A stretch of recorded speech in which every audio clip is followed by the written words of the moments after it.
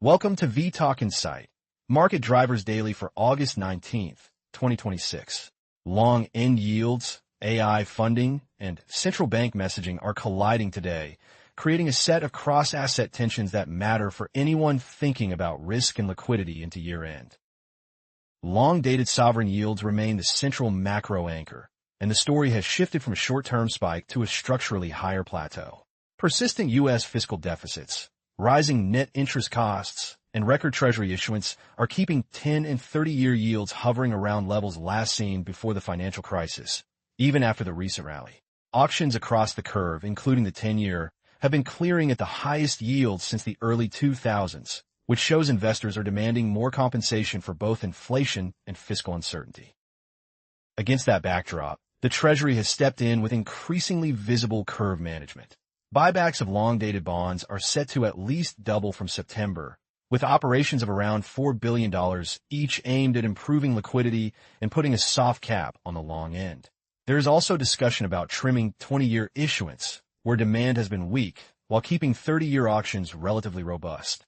Markets read these moves as a clear signal that authorities are uncomfortable with unchecked moves above 5% on the long end, even if they are not explicitly targeting a yield level. Even so, the weight of structural forces still leans toward higher yields over time.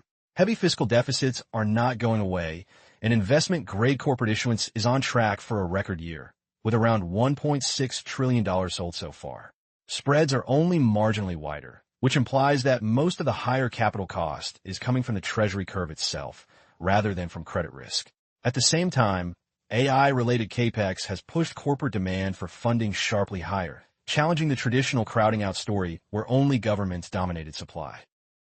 All of this is feeding into a repricing of the so-called neutral or equilibrium rate higher. Stronger capex demand, rising term premiums, and lingering inflation risks are encouraging the market to treat 4 to 5% yields on the 10-year as a new normal rather than an anomaly. That has direct consequences for equities, especially long-duration growth and mega-cap tech, as discount rates rise and valuation support erodes. We have already seen that when the 10-year touched its low last October, the S&P 500 valuation peak coincided almost exactly, underlining how sensitive multiples are to moves at the long end. There is, however, a counter-narrative that the 5% zone on long-dated treasuries is becoming a natural line of defense. Some investors now see that level as an attractive entry point in both real and nominal terms, and a recent rally in long bonds after the buyback announcement suggests demand is waiting there. The danger is less about the level and more about the path. A slow, orderly grind higher in yields, backed by solid growth, may be digestible for risk assets, whereas a disorderly jump toward 5% on the 10-year or 3.5% on 30-year real yields could trigger a broad equity correction and renewed volatility across credit and currencies. From here, the key watch points are clear. Upcoming Treasury refunding announcements will show how far authorities are willing to go in reshaping issuance, while core PCE, inflation, and wage data will determine whether term premiums can stabilize or need to ratchet higher again. For multi-asset portfolios, the takeaway is that the yield backdrop is now a live, two-way driver of both opportunity and drawdown risk, with structural deficits anchoring yields high and tactical policy moves trying to smooth the journey. With that yield foundation in mind, the next question is how the AI funding boom is interacting with this rate regime across equities and credit. The AI story has moved from pure equity excitement to a full cross-asset phenomenon, with credit now just as central as stocks. AI-related borrowers already account for close to 1/5 of U.S. investment-grade issuance this year, up from a very small share just 2 years ago. Corporate AI spending is estimated to have surged more than 20-fold over the past year, making it one of the fastest ramps in technology capex on record. That spending is being financed not only through cash flows and equity, but also through heavy bond supply that now directly competes with treasuries for capital. This wave of AI debt is showing up in pricing. Yields on some AI-linked bonds are clustering in the 7 to 8% range, as seen in recent deals out of the sector and in transactions like Alphabet's near 7% Australian issuance. Spread widening has been noticeable, but not disorderly, which suggests the market is still comfortable, yet is asking to be paid for uncertainty around future cash flows and capital intensity. For equity markets, that raises the hurdle rate.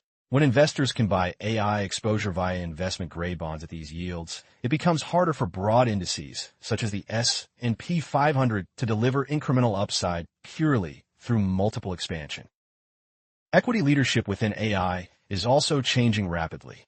Asian markets have seen some of the sharpest moves, with the KOSPI and regional semiconductor indices under pressure as investors digest profit-taking, large-scale debt issuance by hyperscalers, and questions around monetizing AI workloads. A recent 5% drop in the global semiconductor index was only partially reversed after a major player announced a $29 billion share buyback and committed to returning half of its cash flow to shareholders. That helped stabilize the stock and briefly lifted sector sentiment, but did not fully allay concerns about whether AI capex is running ahead of sustainable returns. At the same time, the primary equity pipeline in AI is thickening. Names such as Anthropic and OpenAI are working toward potential listings, with valuations around 25 to 30 times trailing revenue viewed as reasonable compared with past high-growth offerings, given revenue growth near 800% and improving margins in some cases. The strong demand seen in recent robotics and humanoid IPO activity in China underlines that risk appetite for marquee AI stories remains intense.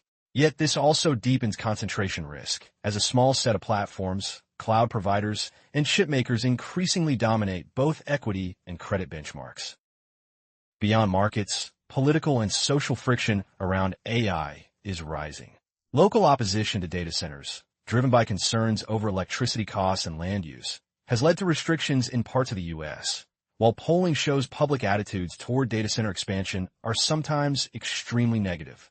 Major AI firms are responding with stronger security measures and governance changes, but regulatory and ESG scrutiny is clearly climbing.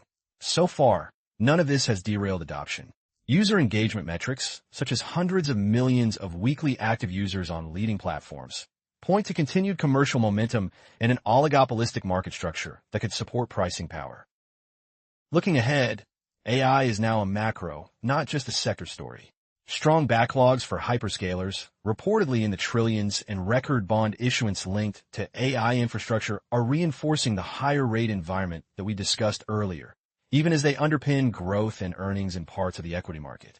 The key risk is that if confidence in the AI growth narrative falters, both the spending impulse and the wealth effect from AI-heavy equity indices could unwind at the same time. In that scenario, safe haven flows might favor the yen, the Swiss franc, or gold rather than the dollar alone, given the role of U.S. fiscal concerns in driving yields. With AI now entwined with rates and currencies, the final piece of the puzzle is how the ongoing monetary tightening cycle interacts with these forces.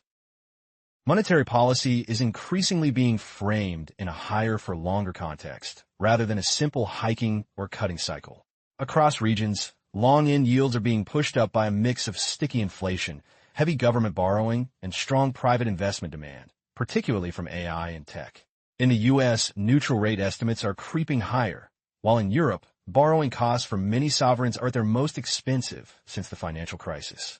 The Bank of England faces upside surprises in core inflation, even as it balances growth concerns, and other central banks are weighing additional hikes alongside rising fiscal and energy spending. Within this backdrop, central bank communication has become a major source of volatility in its own right. The Federal Reserve has deliberately reduced forward guidance, which has left markets more sensitive to every set of minutes, speech, and data print. Recent missteps, where messages on inflation and balance sheet policy were perceived as inconsistent, have added to uncertainty at the long end of the curve. Investors now see upcoming events, including Jackson Hole and the September meeting, as critical moments to clarify the reaction function, especially with core PCE expected to remain above 3% well into 2026. Policy expectations themselves are finely balanced. Most participants still assume a pause in September, but the bar for another hike is not high if payrolls and inflation surprise to the upside. Recent minutes show a substantial block on the committee ready to back further tightening should progress on inflation stall. At the same time, the 10-year yield flirting with 5% and the long end at multi-decade highs are forcing a debate about how far quantitative tightening and balance sheet reduction can realistically go without destabilizing markets. Tighter financial conditions are already visible in parts of the real economy and in sector relative performance. Higher mortgage rates are slowing big-ticket consumer spending, as seen in guidance cuts from U.S. home improvement retailers, while political pressure around housing affordability is climbing into upcoming elections.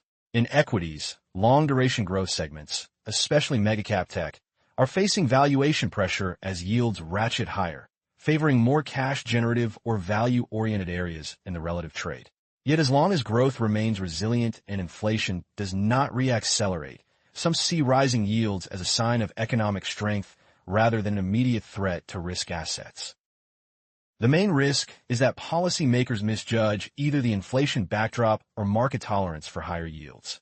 If the Fed offers little in the way of guidance or appears complacent about core inflation running above target, markets may push long-term yields even higher, tightening conditions more than intended. Conversely, aggressive signaling about future hikes could trigger a sharp risk-off move and raise questions about financial stability, especially given the heavy refinancing needs at governments and corporates. Recent intervention signals in both Treasury and foreign exchange markets suggest authorities are acutely aware of these tail risks, even if their tools are imperfect. From here, the near-term path of the tightening narrative will be driven by data and a handful of key events. Upcoming PCE, CPI, and labor market releases will feed directly into the September decision and the updated projections for the policy rate. Markets are watching whether central banks can deliver a soft landing, where yields stay elevated but orderly, or whether a renewed inflation scare or communication error forces a more abrupt adjustment. For portfolios, that means rate volatility remains a central risk factor to manage alongside equity and credit exposures that are increasingly linked to the AI capex cycle we discussed earlier. Across today's session, one message stands out. Persistent fiscal deficits, a powerful AI capex boom, and a cautious but still tightening central bank backdrop are combining to keep long-end yields high and cross-asset volatility elevated. That mix creates both opportunities and risks across duration, credit, and equity, with the 5% zone on U.S. Treasuries, upcoming Fed communication, and the evolving AI funding pipeline all critical markers for the months ahead. This video is for information only and is not investment advice. If you found this video useful, please like and subscribe to vTalkInsight. Alternatively, visit vTalkInsight.com to chat with our specialized AI market assistant and access the latest interactive market insights.